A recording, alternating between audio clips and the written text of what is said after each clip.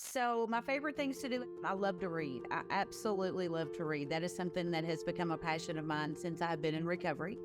I also love my two fur babies. I moonlight as a veterinary technician, so anything animal related is right up my alley. And we do a whole lot of camping, hiking, boating, skiing, kneeboarding, and anything outdoors is what I want to be involved in when I have some free time off.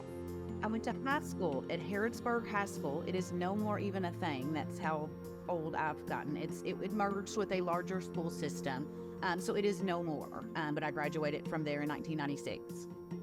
So resources for recovery were a little bit more scarce in Boyle County back in 2014. We have a whole lot more now. But for me, personally, in 2014, I did do some residential treatment, and then I also medications for opioid use disorder. It absolutely 100% saved my life, 100%.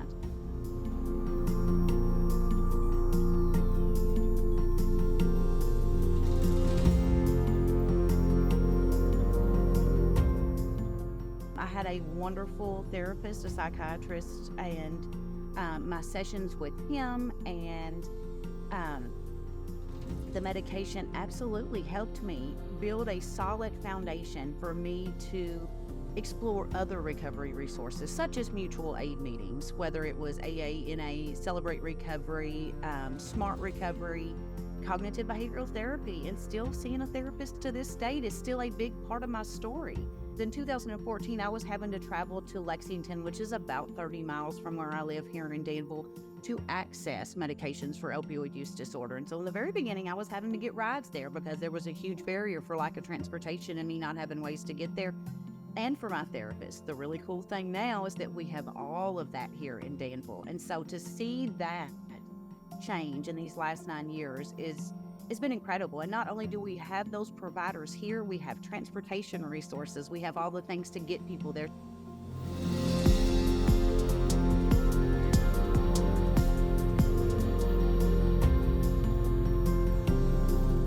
So we have helped to decrease those barriers. And so I'm super grateful for those that want the opportunity to recover now that we can wrap them up in those other resources. Oh, 100%.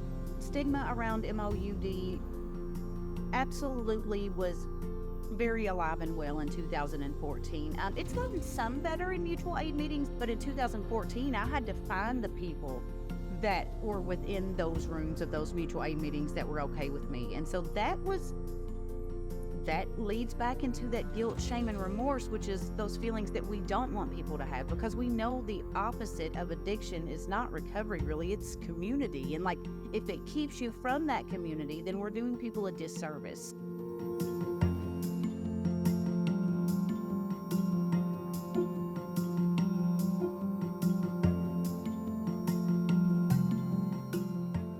So I was very lucky that I found a sponsor to work with me early on who knew about me using medications for opioid use disorder, as well as my best friend Hillary. Like, I had a group of people still rallied around me that allowed me to pursue recovery in whatever capacity, worked for me.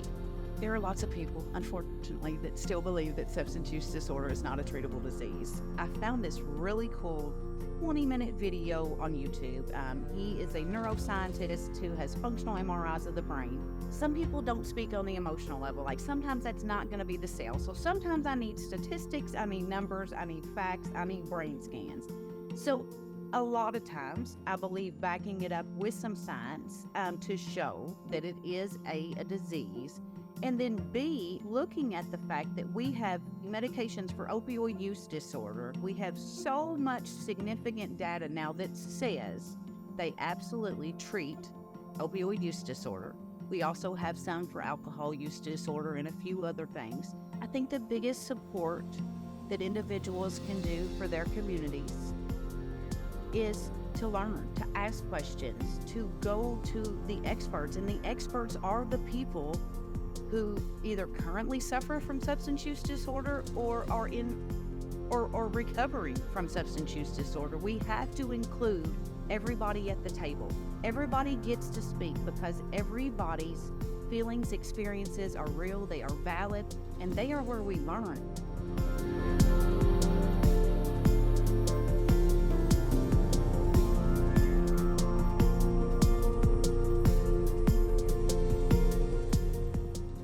to ask the people who have been through the trenches and come out the other side, or be willing to speak to those people that are in the trenches. That's the people I want to learn from, because I need to know how to best help you